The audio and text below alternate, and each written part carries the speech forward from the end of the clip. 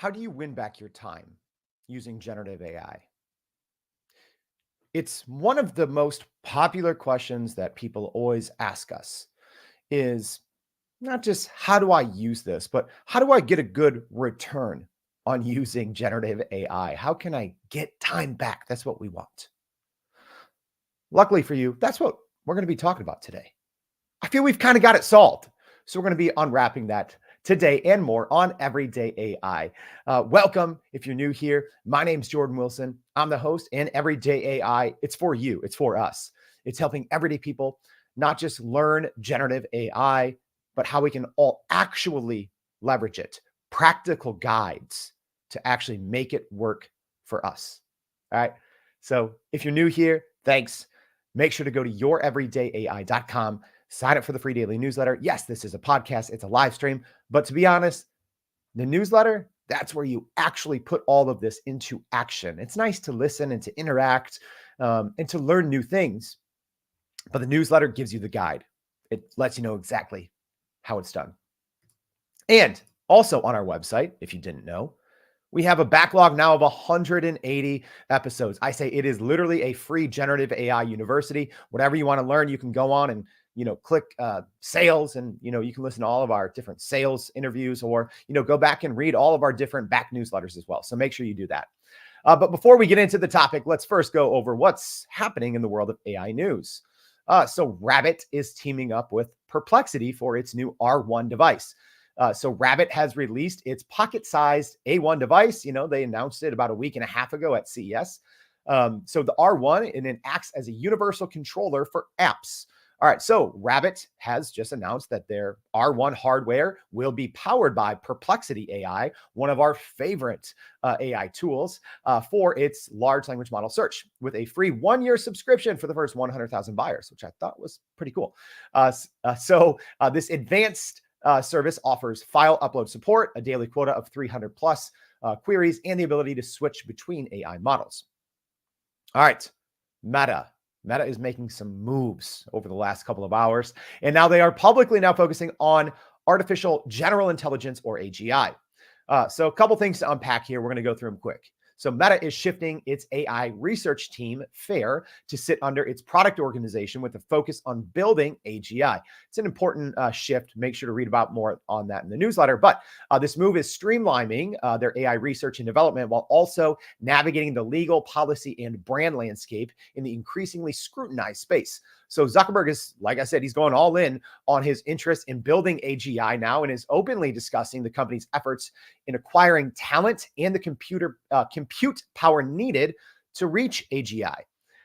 Zuckerberg also announced in an Instagram post that Meta is investing billions of dollars in NVIDIA chips for its artificial intelligence research and projects, with a focus on achieving AGI. Yeah, interesting. Go look at NVIDIA stock, later today. I'm sure it's going to react accordingly. Also, Meta's focus on open sourcing their models kind of sets them apart from their other competitors who may opt for more closed source approaches to AGI, such as OpenAI. All right. Next, the World Health Organization is warning medical AI could actually be dangerous for poorer nations. So the World Health Organization has issued new guidelines for the ethical use of generative AI in healthcare, citing concerns over the potential dangers and inequities in lower income countries. The rise of, get it here, large multimodal models, LMMs, a little different than large language models. It's also known as generative AI, but that's led to a rapid adoption in healthcare applications, which can provide clinical notes, diagnose and treat patients, etc. Right? But the WHO stressed the need for governments to lead efforts in regulating and overseeing the development and use of AI technologies, and for civil society groups and individuals receiving healthcare to play a role in this process. So, it's actually a pretty important, I think, conversation to be had about how, countries that have more access, to these large language models and generative AI, or, kind of the large multimodal models, it does give us such great benefits that we don't even know that we're reaping that other countries don't have. So I think it's an important conversation to have. All right. But the important conversation that we're having today is on how you can actually win back your time, right? That one biggest investment of the biggest ROI on Gen AI. And I do have to mention a great related episode to go back and listen to. It's in the show notes. Is the 7 ways to use AI in your business, which I think a lot of people miss because we released it right after New Year's. So don't sleep on that one. Make sure you go back and listen. But let's just skip to the end. I'm not going to drag y'all on. So the one biggest return on investment for generative AI is winning back your time on manual knowledge work. All right. Let me say that again. It's not a tool, right? Yeah, you accomplish this a lot of times through different tools. It's not, getting these 50 different programs. It is literally just winning back your time on manual knowledge work. All right. We're going to unwrap this, but I also, hey, before we do, I got to give a shout out to everyone joining us. So Josh joining us from Dallas. Thank you.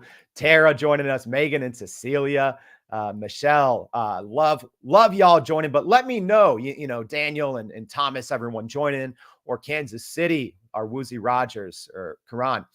Let me know, have you won back your time yet? And if so, how? Might shout one or two out, but also let me know if you do have any questions about how the best ways to win back your manual time. Like, what's the best way to go about that? We're going to be going through 3 different ways at the end. All right. And like I said, go listen to that, the 7 ways episode, the 7 ways to use AI in your business. Y'all, I'm not going to lie, that was a banger. That was one of our best episodes we've ever done. All right. But let's talk a little bit more about winning back your time on knowledge work. All right. So what we first have to do is talk about knowledge work. What is it? Well, if you haven't been hearing it, you're going to be hearing it a lot, right? Especially, we talk about even the World Economic Forum that's happening, right now. I believe it's in Switzerland, right? One of the biggest things that they're talking about, the world leaders, and, not just world leaders from a political standpoint, but also from a technology and an AI standpoint, they are talking about how this year is going to be a shift toward action. Right. 2023, when we are first, dipping our collective business toes in all these different generative AI applications across the business spectrum, it was more about discovery. It was more about learning. In 2024 is going to be the year of action. So you are going to hear references to manual knowledge work all the time. So manual knowledge work is essentially just the handling and processing of information. Okay. So it's the process of which we create value for a company with our expertise, comprehension skills, and critical thinking. Now, as weird as this sounds, knowledge work is not as valuable as it used to be, right? Let's hit rewind here, okay? Let's think pre-internet, right? Knowledge work was at a premium at that point. Because if you knew a certain skill set that could move the lever, that could push a business forward, that skill was beyond invaluable, right? Because before the internet, it was extremely difficult to obtain knowledge. All right. Post-internet, the last 25 years or so that we've all been, probably a little more than 25 years, but for the most part, all businesses across the world and their workers have been using the internet for their knowledge work over the last 25 years, right? But it still requires pre-generative AI. It has still required a smart and capable human to decipher that knowledge work and to put it into action. But this is where generative AI changes things. All right. And, I'm going to hit pause on that. And then I want to talk about the different areas of our work where we use knowledge work, right? If you've taken our free prompting course, Prime Prompt Polish, you've probably heard me talk about this before, like what we do in business, okay? Because what we do in business, if you are a knowledge worker, again, that is essentially anyone that sits in front of a computer and uses the internet, for the majority of your day. So we're not talking about manual labor, but if you're sitting in front of a computer, like I think a lot of us are, and you're using the internet and using your brain, presumably, right? Most of our work falls under one of these 5 categories. So it's either in meetings, the actual time in meetings, or the prep or the follow-up that comes with it. Learning, that's a big one. So reading, note-taking, etc., right? Processing information. Writing, which is emails, writing and responding to emails, that's also reading, creating internal documents. Analyzing. So that could be actually analyzing that information or, creating spreadsheets, charts, etc. Or presentations, right? So maybe sales calls, pitching something, whether internally or externally, training, training people on your team. All right. So here's the thing. These are all examples of knowledge work. All right. And this is literally what we do in business. All right. I get what you're saying, Jordan. Probably like, all right, why the big wind up here? What does this mean? Well, let me tell you what it means. People smarter than me have already been diving into this. So let's talk about a recent McKinsey study. So this McKinsey study, we'll link it in the show notes for the podcast, and we'll throw it in the comments in the LinkedIn stream. So yeah, if you're listening on the podcast, we always put a link to the LinkedIn stream. You can come back and talk to all these smart people and network with them. But this study from McKinsey, it was called The Economic Potential of Generative AI, the Next Productivity Frontier. So something I want to pull out there. So it says current, and this is a quote from the study, ready? Current generative AI and other technologies have the potential to automate work activities that absorb 60 to 70% of employees' time today. I'm going to go ahead and say something. I'm going to make a not so bold claim. I know it's not Hot Take Tuesday, but I'll just give you a bold claim. This study's wrong. It's wrong. 60 to 70% is an understatement, right? A previous version of this exact same study said 50%. And then they acknowledged in the study, oh, yep, it's actually a lot more than we thought. And even when that came out and it said 50%, I'm like, nope, that's wrong. 60 to 70%, nope, that's wrong. Conservatively, generative AI, if you know how to use it, and the emphasis is if, right? And that is, I think in 2024, what is going to separate the businesses that rise versus the businesses that fall or get gobbled up, because it is the year 2024 is the year of action using generative AI. Okay. But 60 to 70%, right? Generative AI and other technologies have the potential to automate work activities that absorb 60 to 70% of employees' time. I think it's 75 to 80 conservatively, right? But y'all, are you getting this yet? Right? This is one of the reasons I freaking started a daily podcast live stream newsletter. I've seen the writing on the wall for this for years, right? That's why I started Everyday AI, because I think everyone needs a guide to help them understand this. Because even if we hit rewind on what I was just kind of talking about how knowledge work has changed since the internet, right? When the internet came out, right, and when it was first started to be, become widely used, in business activities, I would guess that's, somewhere around the mid to late 90s, right? I started, I guess I wasn't a desk worker until, like 2002 or something like that. But, people have been using the internet, for at least, 8 to 10 years by that point.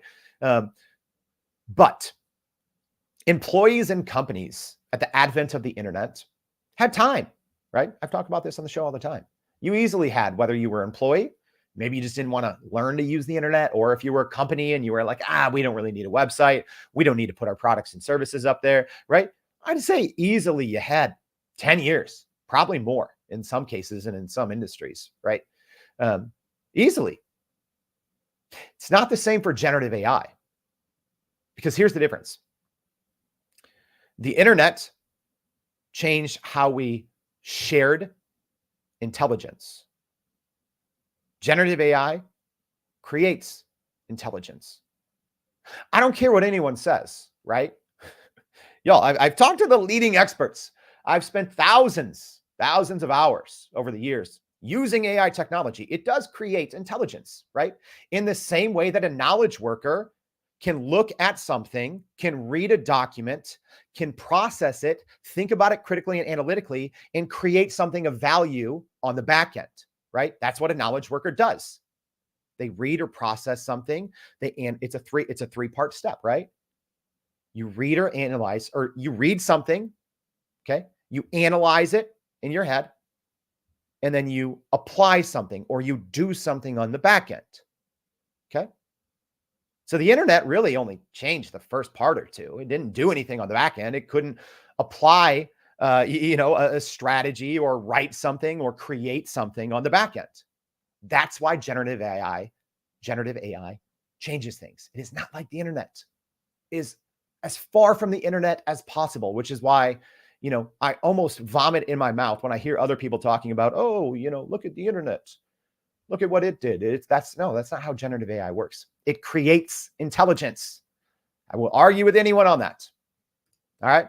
And according to McKinsey, 60 to 70% of employees' time. All right. So here's what we're going to talk about for the rest of the show. We're going to win back time today. The biggest return on investment is winning back your time on one area, processing information. Okay. It is that 3-part step that I just laid out. It is understanding it, and then it's applying and do something with that knowledge. So let's talk about it. Let's talk about it. I'm going to take a sip here. Shout out some of our super smart AI experts here in the comments. Woozy says that you can't automate the 30% of time that workers actually aren't doing anything. Yeah. I'm going to have a whole nother episode at some point about what it feels like to be overly productive with generative AI. It's weird. It's weird. Right? Daniel, thank you for this. Daniel saying knowledge work is commonplace. Subject matter expertise applied to context is valuable and where humans retain their value. Yeah, I agree. Right. But we're going to be talking about, we're not going to get too dorky into this, but, the future of, like RAG, right? Retrieval Augmented Generation, right? So kind of the concept where you can kind of, fine tune or personalize a GPT, by uploading, documents and putting in your, configuration instructions. The same thing, I think we're going to be talking about RAG a lot, Retrieval Augmented Generation for large language models, right? Kind of similar process where, yes, a large language model can comprehend, right? So it can analyze, it can comprehend, but everyone says, oh, well, it can't properly, automate what comes after comprehension. Absolutely, it can. That's where we're going to see this boom in the personalized GPTs, which we're already seeing. That's where we're going to be talking about, retrieval augmented. I don't know why y'all like RAG models are hard for me to say. Retrieval augmented generation, right? Where you kind of insert your data, kind of before and after when that large language model is doing work. But let's just jump back into this. So if you're listening on the podcast, I'm sharing on my screen right now what it looks like to use the internet now. And I'll tell you this, it is a hot mess. It is a hot mess. And so much of our manual time, when we talk about getting a return on investment on generative AI, so much of every single knowledge worker's manual time is going on the internet, reading, researching, doing competitive analysis, right? Maybe you're trying to create a guide for your team and you're looking at, other industries for examples. But so much of our time is spent reading things on the internet. And I talked about this in my predictions for 2024, but I said the internet is going to become unusable, as if this screen here that I'm sharing, right? This is an article that I was reading this morning. And literally now it is to the point when you are reading an article online, so whether on your phone or on your desktop, where 2/3 or more of the screen is covered by ads. The internet is getting unusable, and that's because of AI. Here's what's happening, right? So you have we talked a little bit about OpenAI case versus New York Times. The New York Times is suing OpenAI for billions of dollars for using millions of their articles without, essentially paying or citing them or et cetera, right? But what's happening is so many large publishing companies over, the latter part of 2022 and especially in 2023, they've seen a huge reduction in visits to their website. And for so many companies like a New York Times, or, maybe as an example, the screenshot I'm sharing here is a Yahoo Finance, they make so much of their money by display ads, right? And before large language models started eating all of this information up, it was fine, because if we wanted this information, we had to visit the website, right? So all the big publishing companies are happy. They're getting their, thousands or millions of viewers a day, and they're getting their ad revenue, and it's a model that works, right?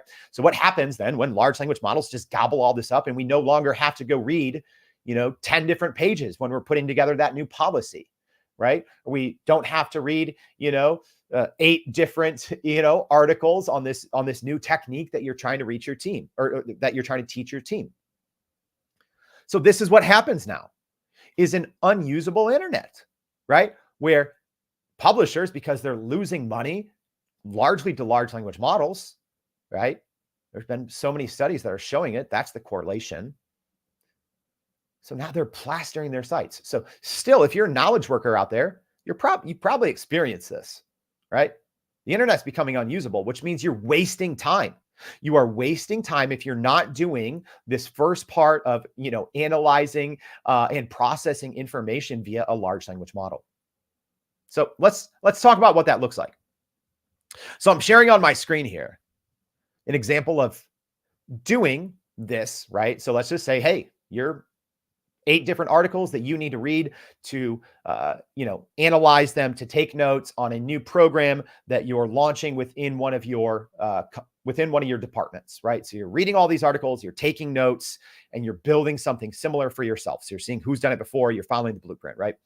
Instead, you can use a large language model. You can use ChatGPT with plugins, right? And instead of going to those 8 different articles and wasting all of your time, you can just jump in and do it. You know what? I don't do this a lot. I'm actually going to try to do this live. Shout out to someone someone out there, one of our listeners said, you know what, Jordan, I liked when you did things live. And now you just do these, screenshots. I don't like those. All right. So whoever that was, here you go. I'm going to hit enter, and I'm going to explain what's going on here. Hopefully it works. All right.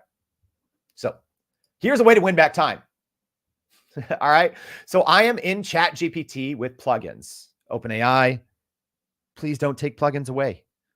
Please, you don't understand what you're doing. All right. Sorry. So I'm in ChatGPT mode with plugins. So if you have ChatGPT, to use plugins, you need a Plus account, which is $20 a month.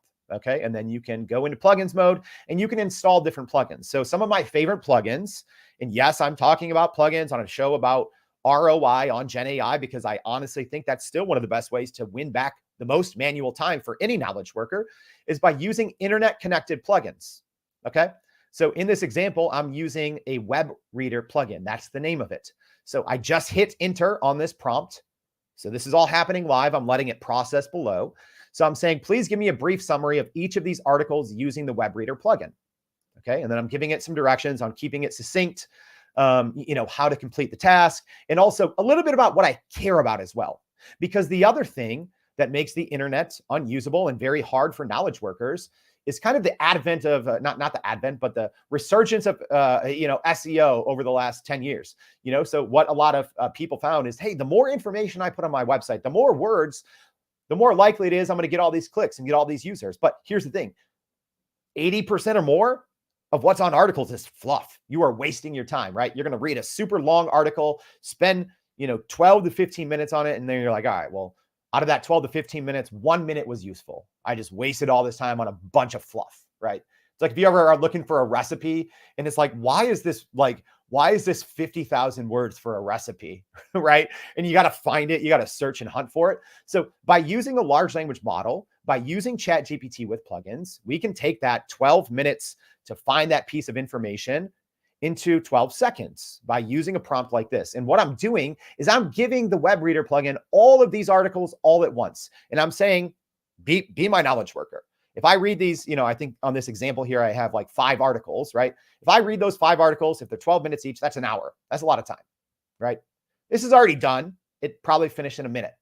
So I just won back 59 minutes, right? Well, I probably still got to read the summaries here. So maybe 2 minutes, but I just won 50 plus minutes. I just won back 90% of the time on that one manual task that so many of us do just by using generative AI strategically at the right time, the right place, the right process, right? So if you're listening on the podcast, I literally just dumped in all of these links. I told this plugin to go in, read it all for me. And here's all the summaries. And I told it, here's what I care about as well, right? So that way all the summaries are geared toward me. So here's all the summaries, and I asked it for some more information, at least in this case, is the impact on everyday people in business, right? Just like that. We're already winning back time. And we still got more. We still got more. All right. So that's one way. Yeah, Tara says so much noise, right? Yeah, there's literally so much noise for the average knowledge worker, which is so many of us just trying to read or understand anything on the internet. All right, here's another example. And you know what? I'm going to say something nice about Google Bard. Oh, shocker. Shocker. If you've heard me talk on the show before, I'm sometimes a little hard on Google. But okay, another thing that so many knowledge workers do, and hopefully you're doing this for actual purposes, right? But when you're learning new things, I honestly think if you can find a good YouTube video, it is so much better than the 10 best articles, right? For that very reason, right? Where all these articles have so much fluff. If you can find a good YouTube video, I think it's a good way to learn new skills, right? Obviously, it needs to be from a reputable source. Okay, but in this information here, what I have on the screen is, there was a 47-minute video that just came out, right? People always ask me, Jordan, how do you stay up on everything that's going on in AI? Well, I'm showing you right here. I just showed you one example. That's one way that I, kind of read high-level recaps of sometimes dozens of different news pieces a day using AI, or I might go into Google Bard, right? And use their tool here. So this is a 47-minute video on what just happened at the World Economic Forum. There was a panel discussion on AI, right? And there's probably a lot of these things, right? Think about your industry, think about your niche, think about your job, right? If let's say you're in marketing. Marketing is always changing. It's hard. Marketing is hard, Mike Forgy, local marketing specialist here in the comments, can probably tell you it is nearly impossible with how much the world and marketing, advertising, communication is saying to stay up to date on marketing things, right? So you probably spend a lot of time reading articles, watching YouTube videos, tutorials, etc. Think of all this that you do as a manual knowledge worker. Instead, you can use Google Bard. Yes, Google Bard is actually great on this. Google Bard is free. Okay. The first example I showed you need a paid ChatGPT account. This you can do with a free Google Bard account. Okay. You first need to go enable extensions. So there's a little, if you do log into Google Bard, you should see a little puzzle piece icon at the top. And you need to enable the YouTube extension. But then I can say this, what I just said here. I said, please use the YouTube extension and give me a recap of the video. Please make the recap just bullet points. Tell me what happened, right? And then I leave the URL, and then Google Bard using the YouTube extension goes through in a second, not a second, it's probably like 10 seconds, gives me a review. So here's a high level recap. It says, hey, here's what, the panel discussed deep fakes, and they discussed the potential for AI to be used in warfare and spread misinformation, right? Cool. Okay. Well, then guess what? Then you can have a conversation, right? And I said, please give me more information about what they said about deep fakes, right? So maybe there's only certain things I care about. But this is a new way to learn in an interactive way, to not just save time as a knowledge worker, but to actually get, I think, more out of it, to get more depth out of it, right? Because maybe I only care about one or two things in this 47-minute panel, but then I can ask a large language model, right? Give me more information about that, so they can both look it up in the context of the video, but then they, Google Bard is connected to the internet, so it can also query the internet and bring in other relevant information in a succinct way, right? We're winning back time here, y'all. All right, I got one more. And hey, if you do have a question, I might have missed it, get it in now. because we're wrapping this baby up. This isn't going to be one of those solo shows where I accidentally go 50 minutes. All right. The last one, as a knowledge worker, another way to get a big return on investment in generative AI, y'all, is so many people spend so much time reading and responding to emails, right? Think of that, those long email threads. And it's like, why did Bill in accounting just send me a 5,000 word email? Bill, why? Right? How much of that pertains to me? But just think of how much time we all spend reading emails, analyzing them, maybe doing some research on this, right? Like, I don't want to respond right away. I got to look this up, etc. There are so many great tools, right? So when we talk about, as an example, Microsoft 365 Copilot, right?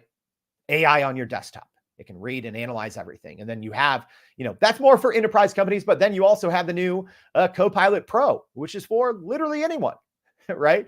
Yeah, it's a subscription and it requires you obviously use Microsoft apps on your desktop, but still at that point, it can read your Outlook, right? You can be in the Edge browser and, think, oh man, what was that in my email? And then you can just query it and have it, pull up information from your email or have it read, respond, analyze to the content in your email or do additional research that's needed right then and there as well, right? So here's an example. I just have a screenshot, right?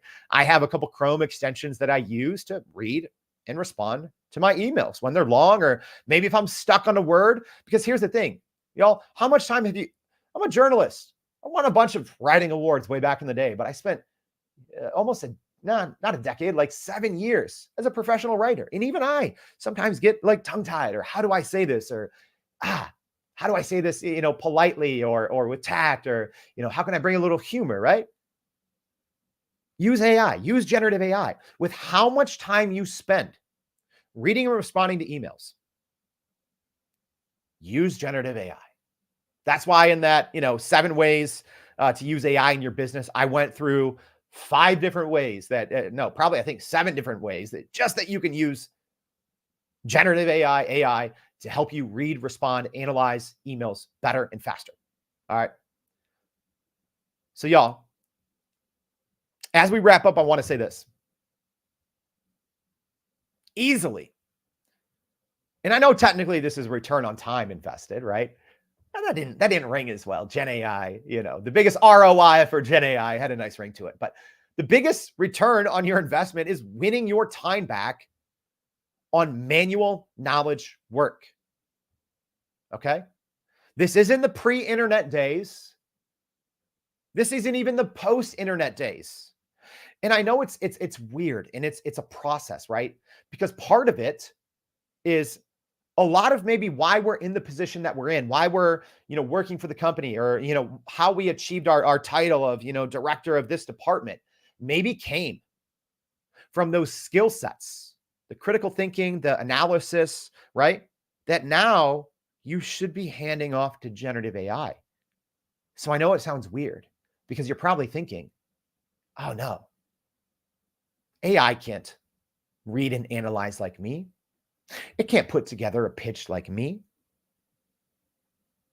It can't process and critically create like me.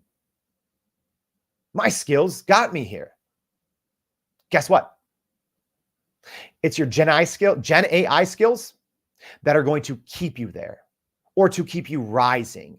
Because if you are not already using generative AI to win back your time, you are missing out on the biggest, the easiest, lowest hanging fruit on getting a return on investment in your time in generative AI. Y'all, because what I always say is start where you spend. People always ask, oh, how do I start using, how do I start using AI? You start where you spend your most manual time. That's why I just went over those 3 different examples, but maybe it's something else. But you start where you spend the most manual time. Don't start with the best tool or, with something you saw on Twitter or, oh, there's this new type of AI. Let me see how it can work for me. No, that's doing it wrong. Categorize all your work. How do you spend each minute of each hour of each day of each week? How do you spend it? Categorize it. into buckets of manual knowledge work. Find out where you spend your most time. Maybe it's emails, like we talked about. Maybe it's learning, like we showcased. Maybe it's analyzing information, like we also talked about in this show. Find that one area where you spend the most manual work. All right. As a knowledge worker, apply generative AI to it in the right way, the right place, at the right time, and you're already winning your time back. All right, y'all. Thank you for joining us. I hope this show was helpful. If so, go to youreverydayai.com. Check out the show notes. I leave my email in there, my LinkedIn. Just drop me a message. Most of y'all know if you're joining here on the live stream, I love connecting with you. I love just helping people learn and leverage AI, helping companies grow with AI. That's what we're all about. So I hope to see you back for another episode of Everyday AI. Thanks, y'all.